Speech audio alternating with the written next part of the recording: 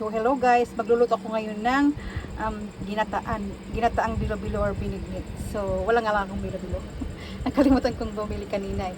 So ito na yung kamote na purple. Pero puti yung kulay, yung balat nito. Tapos ito yung gabi, yung bisol at saka yung, basta pareho siyang gabi.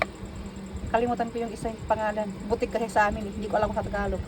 So ito na yung aroy di ko na para siyang organic siya na ano na gata. Para siyang tunay na gata. Ito na yung aking glutinous rice or lagkit.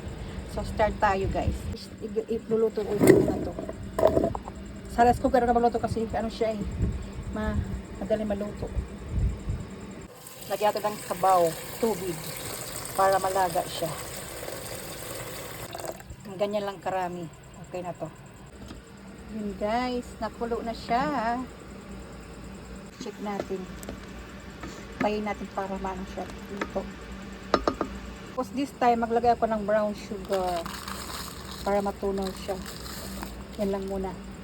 Pagka sobrang tamis. Yan. Tapos ilalagay ko rin yung bigas, yung malagkit. Tinunaw ko to guys sa tubig. Hindi ito gata ha, malagkit. Tinunaw ko lang.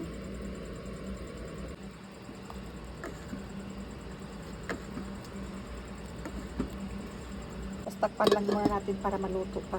So, ilahalo ko na guys yung kamote kasi luto na yung gabi. Mabilis lang naman maluto yung kamote. Guys, luto na siya. Ito na siya. Ang lapot.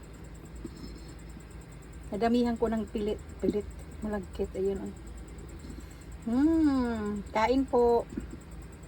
Ito na guys, luto na siya ang aking binignit. O, diba? Yummy. Tapos parisan ko siya ng pritong tuyo. Match. Matamis at saka maalat is perfect match. Kain po.